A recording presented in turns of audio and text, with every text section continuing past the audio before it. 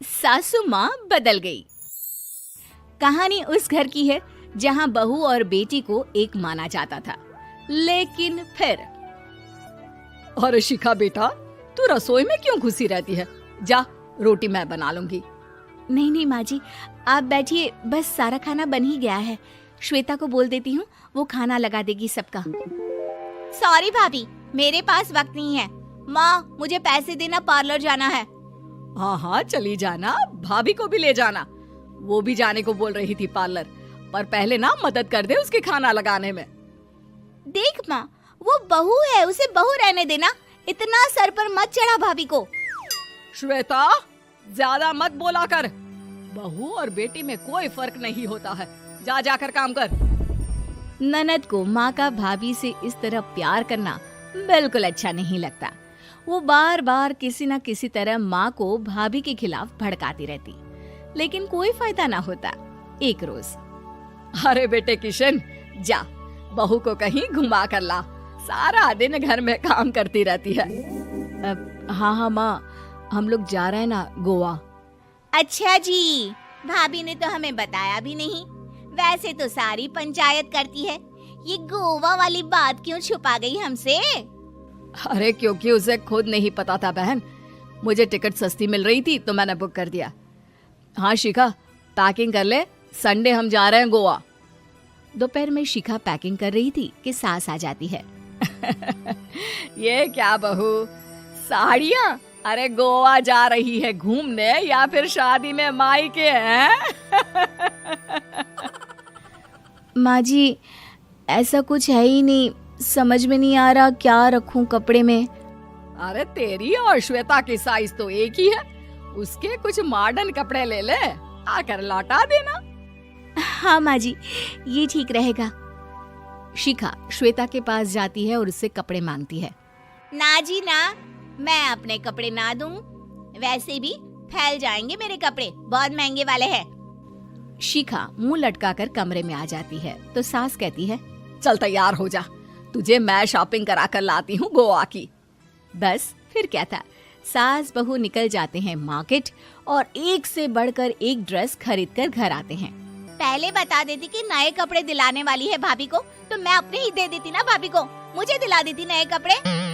देख श्वेता, परिवार का मतलब सबके साथ रहना होता है, ना कि सिर्फ अपना सोचना। वैसे भी तुझे अच्छे संस्कार सीखने चाहिए। और रही बात कपड़ों की, तो शिखा, आज से घर पर भी तू मॉडर्न कपड़े ही पहनेगी। कोई जरूरत नहीं है ये साड़ी वाड़ी लपेटने की। अब क्या था, घर पर श्वेता और शिखा एक जैसे रहते। एक बार पड़ोसन आती है। अरे बेटा, अपनी माँ को तो बुलाना जरा, बात करनी है। शिखा सास को बताती है और रसोई में चली जाती है। ये आपकी बेटी बहुत बड़ी हो गई है, इसके लिए एक रिश्ता है, कहो तो बता दूं। ये बेटी नहीं बहू है, घर में सब एक जैसा ही रहता है। वैसे मेरी बेटी भी बड़ी हो गई है, कोई रिश्ता हो तो जरूर बताना। पड़ोसन रिश्ता लेकर उन लोगों के घर आती है। तब श्वेता की होने वाली सास कहती है, तो ये घर है, कितने मंजिल का है? और ये बहू ने आपकी क्या पहन रखा है, जीन्स टॉप? अरे भाई, साड़ी वाड़ी नहीं है क्या इसके पास? देखिए, सर्दी है तो साड़ी में बहू कैसे मैनेज करती, वैसे पहनती है साड़ी भी। देखिए, हम लोग ठहरे पैसे वाले लोग, कोई कमी नहीं है हम लोगों के पास पैसों की, बहुत पैसे हैं, जमीन, नौकर चाकर, कार, सब कुछ है, लेकिन घर में संस्कारी बहू चाहिए। समझ रही हैं ना आप? सास कुछ कहती कि श्वेता बोल पड़ती है, हाय रे, नौकर चाकर से लेकर जमीन, कार, पैसा, हाँ हाँ, मुझे रिश्ता मंजूर है, मंजूर है मुझे। अरे रुक जा श्वेता, मैं बात कर रही हूँ ना। देखिए, हम लोगों के घर इतनी आजादी नहीं मिलेगी। अरे हाँ कर देना माँ, हाँ कर दे जल्दी से। सास क्या करती, बेटी की शादी ऐसे घर में कर देती है जहाँ ना उनके विचार मिलते हैं और ना ही आचार। शादी के बाद एक रोज फोन पर, श्वेता बेटा, एक बार घर आ जा, बहुत दिल करता है तुझे देखने का। माँ, वो घर पर बहुत काम होता है, कैसे आऊँ? बड़ा घर है, लेकिन आने जाने वालों की लाइन ही लगी रहती है। बेटा मैं तो जानती थी उस घर का हाल, लेकिन तू ही नहीं मान रही थी। माँ देख, हर घर का यही हाल है। तेरी बेटी को यहाँ घूंघट हटाने की परमिशन नहीं है और एक तरफ भाभी स्कर्ट पहनकर घूम रही है। बेटा मुझे क्या पता था कि मेरी बेटी को ससुराल के नाम पर पिंजरा मिल जाएगा। अच्छा माँ, फोन रखती हूँ, सास को गर्मा गर्म रोटी खिलानी है। तुम लोगों की तरह नहीं कि एक रोटी बनाओ, एक सब्जी बनाओ, फिर सारा दिन फ्री होकर घूमो।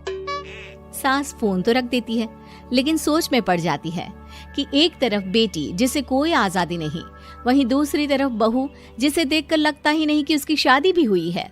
अगले रोज। शिखा, अरे ओ शिखा।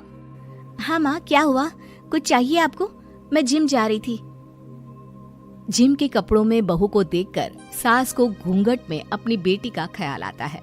देख बहू, घर में बहू की तरह रहा कर। इतने टाइट कपड़े पहनकर जिम जाना पसंद नहीं मुझे। जा जाकर रोटी बना। रोटी? माँ अभी तो शाम के 6 बजे हैं, इस वक्त रोटी? अब क्या मेरे खाने पीने पर भी पहरा है? अरे जब मर्जी तब मैं अपने घर में खा भी नहीं सकती क्या? बहू को अजीब लगता है। वो समझ नहीं पाती कि जो सास कल तक इतनी सपोर्टिव थी, उन्हें अचानक से क्या हो गया। वो किचन में जाती है, गरम रोटी के साथ 2 तरह की सब्जी, रायता, सलाद सब लेकर सास के पास आती है। माँ जी, खाना। इतना सारा खाना? राक्षस समझा है क्या मुझे?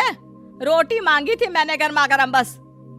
पर माँ जी, रोटी खाती किससे आप? सब्जी तो बनानी थी ना।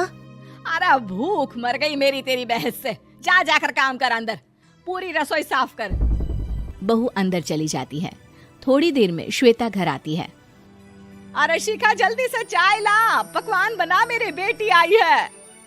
अरे नहीं नहीं माँ, ड्राइवर बाहर खड़ा है। मैं तो घर का कोई सामान खरीदने के बहाने यहाँ आ गई हूँ, मुझे जाना होगा। अरे बेटा, पर कितने दिनों बाद देख रही हूँ तुझे, रहने आ जाना 2-4 दिन के लिए। आ जाऊंगी माँ, जब मेरी सास मरेगी तब। मैं तो रोज मन्नत मानती हूँ कि मेरी सास मर जाए तो अच्छा है। अच्छा चल, जा रही हूँ माँ। हे भगवान, कैसे कैसे दिन देखने पड़ रहे हैं मेरी बेटी को। सास अंदर जाती है, जहाँ श्वेता की जिम वाली सहेली का फोन आया होता है। क्या बात है, आज जिम नहीं आई? अरे पता नहीं यार, आज माँ को क्या हो गया अचानक। पर खैर कोई नहीं, लगता नहीं कि मैं अब जिम आ पाऊंगी। शिखा स्पीकर पर बात कर रही थी, जिसे सास सुन रही थी। यार ये सास ना होती ही ऐसी है। मैं तो कहती हूँ बुढ़िया जल्दी मरे और तू आराम से जिए। शिखा को सहेली की बात पर गुस्सा आ जाता है। माँ के मरने की कौन सा बच्चा दुआ मांगता है मोहिनी? आगे से ऐसी बात मेरे सामने मत करना। हमारे घर की शोभा ही माँ है। क्या हुआ जो थोड़ी सख्ती दिखा रही है? उसमें भी कोई ना कोई उनकी भलाई ही होगी। मैं तो कहती हूँ भगवान मेरे जैसी सास सबको दे, जो सिर्फ माँ की तरह है। सास वाली तो कोई बात ही नहीं है उनमें। सास ये बात सुन रही थी। उनकी आंख में आंसू आ जाते हैं कि क्यों वो बेटी की किस्मत में बहू को भी भागीदार बना रही थी। शिखा, अरे ओ शिखा, क्या हो गया? जिम नहीं जाना क्या?